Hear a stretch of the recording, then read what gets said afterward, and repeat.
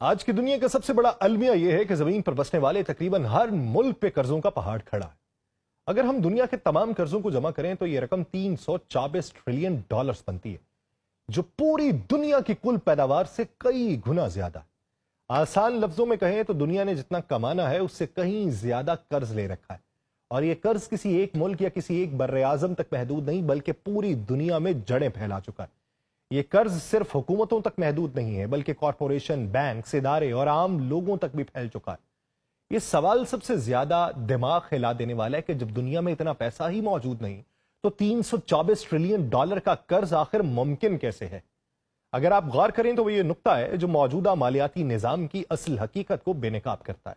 سب سے پہلے یہ سمجھنا ہوگا کہ دنیا میں جو پیسہ گردش میں ہے، یعنی نقد کی شکل میں نوٹ اور سکے، وہ کل رقم کا صرف 5 سے 7% ہے۔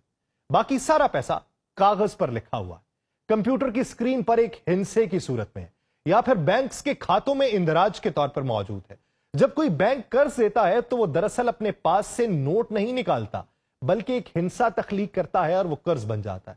اسی کو کریڈٹ کریشن کہا جاتا ہے۔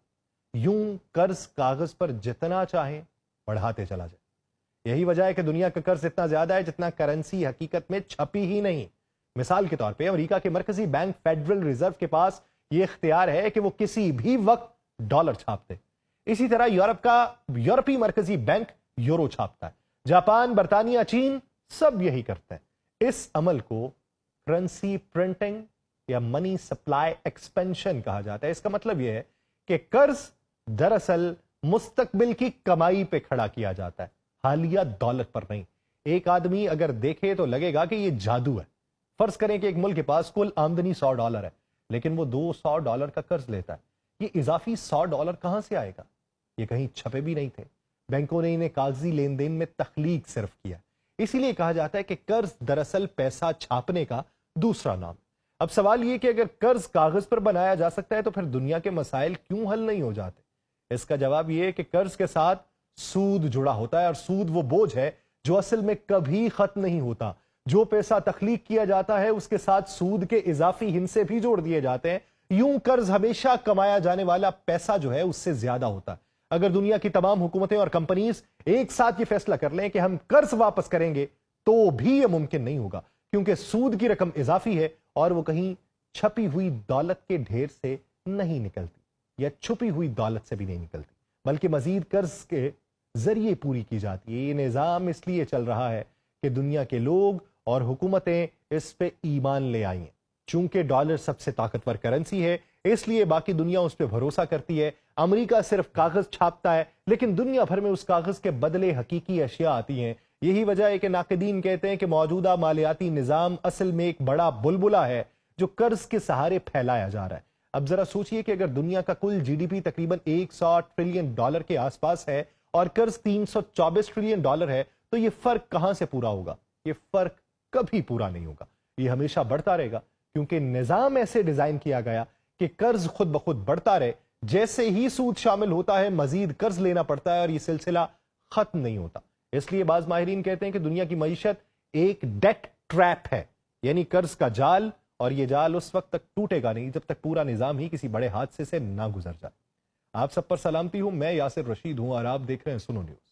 ناظرین، تاریخ میں کئی ایسے حادثے ہو چکے ہیں، جیسے 1929 کا گریٹ ڈپریشن یا 2008 کا عالمی مالیاتی بحران، لیکن موجودہ قرض کی سطح دیکھ کر ماہرین خبردار کر رہے ہیں کہ اگلا بحران سب سے بڑا ہو سکتا ہے، کیونکہ محض چند ممالک کا نہیں بلکہ پوری دنیا کا قرض ہے۔ یوں سادہ لفظوں میں کہا جائے کہ دنیا کا موجودہ قرض محض اعداد ہیں جو کمپیوٹر سکرینز پر لکھے ہیں۔ یہ حقیقی سونا یا چاندی نہیں بلکہ ایک وعدہ ہے، ایک عہد ہے کہ یہ پیسہ کبھی واپس کیا جائے گا، حالانکہ حقیقت یہ کہ پیسہ کبھی موجود ہی نہیں۔ یہ سوال ہمیشہ ذہن میں ابھرتا ہے کہ آخر قرض اتنا بڑا کیسے؟ اس کا آغاز دوسری جنگ عظیم کے بعد ہوا تھا، جب دنیا کی معیشت بکھر چکی تھی اور ممالک کو اپنی معیشتیں دوبارہ کھڑی کرنے کے لیے سرمایہ درکار تھا۔ 1944 میں امریکہ کی ریاست نیو ہیمپشائر کے مقام برٹن ووڈز میں ایک معاہدہ ہوا جسے دنیا بھر کے معاشی نظام کی بنیاد کہا جاتا ہے۔ اس معاہدے کے تحت عالمی مالیاتی فنڈ یعنی IMF اور عالمی بینک وجود میں آئے۔ مقصد یہ تھا کہ ملکوں کو بحران سے نکالا جائے، ترقیاتی منصوبے شروع کیے جائیں اور معیشت کو سہارا دیا جائے۔ مگر وقت گزرنے کے ساتھ قرضے محض سہارا نہیں رہے بلکہ معیشت کا بنیادی ستون بن گئے۔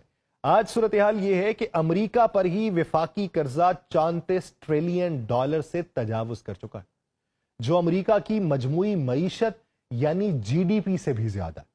جاپان دنیا کا دوسرا سب سے مقروض ملک ہے جس پر اس کے جی ڈی پی کا 2.5 گنا قرض ہے، یعنی اگر جاپان پورا سال اپنی معیشت کی کمائی 1/54 بھی اپنے پاس رکھنے کی بجائے قرض اتارنے پہ لگا دے تب بھی یہ ختم نہیں ہوگا۔ یورپی یونین کے بڑے ممالک جیسے اٹلی، فرانس اور اسپین بھی قرضے کے بوجھ تلے دبے ہوئے ہیں۔ لیٹن امریکہ میں برازیل اور ارجنٹائن کا حال یہ ہے کہ ہر چند سال بعد انہیں قرض کی ری سٹرکچرنگ کی درخواست کرنا پڑتی ہے۔ افریقہ کے بیشتر ممالک تو قرض کے سود میں ہی پھنستے چلے جا رہے ہیں، اصل رقم چکانے کا تو سوال ہی پیدا نہیں ہوتا۔ یہ بھی حقیقت ہے کہ قرض صرف حکومتیں نہیں لیتی، دنیا بھر کی بڑی کارپوریشنز اور بینکس بھی کھربوں ڈالر کے قرضوں میں جکڑے ہوئے ہیں۔ مثال کے طور پہ چین کی real estate company ever grand کا قرض اتنا بڑھ چکا ہے کہ اس نے عالمی مارکیٹ کو ہلا کے رکھ دیا۔ اسی طرح امریکن بینکنگ سسٹم میں بھی قرض کا دائرہ اس قدر وسیع ہے کہ اگر کسی بڑے بینک نے ڈیفالٹ کر دیا تو پوری دنیا کی معیشت کے اوپر اس کے اثرات پڑیں گے۔ قرض لینے کی وجوہات کیا ہیں؟ ترقی پذیر ممالک اپنی صنعتوں کو کھڑا کرنے کے لیے قرض لیتے ہیں، ترقی یافتہ ممالک بجٹ خسارے کو پورا کرنے کے لیے قرض لیتے ہیں، جبکہ غریب ممالک بنیادی سہولیات دینے کے لیے قرض لیتے ہیں۔ لیکن ایک مشترکہ مسئلہ یہ ہے کہ زیادہ تر قرض ترقی پہ نہیں لگتا بلکہ پرانے قرضے چکانے اور سود ادا کرنے میں ختم ہو جاتا ہے۔ اس وقت دنیا میں جو قرض موجود ہے اس کا بڑا حصہ محض سود کی ادائیگی پہ چل رہا ہے، اصل رقم جوں کی توں باقی ہے۔ اگر خطوں کے حساب سے دیکھا جائے تو ایشیا دنیا کے قرضوں میں سب سے بڑا حصہ رکھتا ہے، کیونکہ چین، جاپان اور بھارت جیسے بڑے ملک یہاں پر موجود ہیں۔ صرف چین کے اوپر مجموعی طور پہ 12 ٹریلین ڈالر سے زیادہ قرض ہے۔ ہم کہتے ہیں چین ترقی یافتہ ملک ہے، 12 ٹریلین ڈالر کا بیرونی قرض ہے۔ یورپ کے قرضے بھی خطرناک سطح تک جا پہنچے، خاص طور پہ یورو زون کے ممالک جن میں یونان کی مثال سب کے سامنے ہے، جہاں قرضوں نے معیشت کو تباہ کر کے رکھ دیا۔ لیٹن امریکہ ہمیشہ سے قرض کے جال میں پھنسا رہا، چاہے وہ میکسیکو ہو یا وینزویلا۔ افریقہ کا حال اس سے بھی برا ہے، کئی ممالک تو اپنے بجٹ کا آدھا حصہ صرف قرض کے سود پہ خرچ کر دیتے ہیں۔ یہ سوال بھی اہم ہے کہ قرض آخر آتا کہاں سے ہے؟ اس کے بڑے ذرائع بین الاقوامی ادارے جیسے IMF اور ورلڈ بینک، دوسرا بڑا ذریعہ کمرشل بینک اور سرمایہ کار ہیں، تیسرا بڑا ذریعہ دیگر ممالک ہیں جو ایک دوسرے کو قرض دیتے ہیں۔ چین اس وقت دنیا کا سب سے بڑا قرض دینے والا ملک بھی ہے، جو ترقی پذیر ممالک کو بیلٹ اینڈ روڈ منصوبے کے تحت اربوں ڈالر کے قرض فراہم کر رہا ہے۔ امریکہ بھی دنیا بھر میں ڈالر کی طاقت کے ذریعے قرض فراہم کرتا ہے، لیکن اس کا نظام زیادہ تر عالمی مالیاتی اداروں کے ذریعے چلتا ہے۔ لیکن قرض کا یہ بڑھتا ہوا جال صرف مالی مسئلہ نہیں رہا بلکہ سیاسی ہتھیار بھی بن چکا ہے۔ بڑے ممالک چھوٹے ممالک کو قرض دے کر ان پر اثر و رسوخ حاصل کرتے ہیں۔ سری لنکا کی مثال لیں، جہاں قرض کے بوجھ تلے دبے ملک نے اپنی بندرگاہ دینے تک مجبوری اختیار کی تھی۔ افریقہ کے کئی ملک قرض کی وجہ سے اپنی پالیسیز بدلنے میں مجبور ہو چکے ہیں۔ اس لیے ناقدین کہتے ہیں کہ قرض اب صرف معیشت نہیں بلکہ جغرافیائی سیاست کا سب سے بڑا ہتھیار ہے۔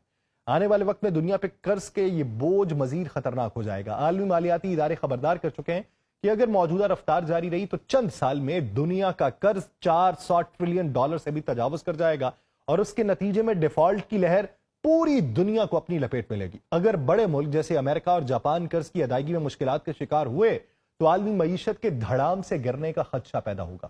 لیکن سب سے بڑی بحث یہ ہے کہ آخر قرض کا یہ کھیل کہاں جا کے رکے گا؟ کیا دنیا کبھی اپنے قرضوں سے آزاد ہو سکے گی؟ حقیقت یہ ہے کہ موجودہ نظام میں ایسا ممکن ہی نہیں، کیونکہ معیشت کی رفتار کو تیز رکھنے کے لیے مسلسل نئے قرض درکار ہے۔ اگر قرض لینا بند ہو جائے تو سرمایہ کاری رک جائے گی، ترقیاتی منصوبے تھم جائیں گے، معیشتیں سکڑنے لگیں گی۔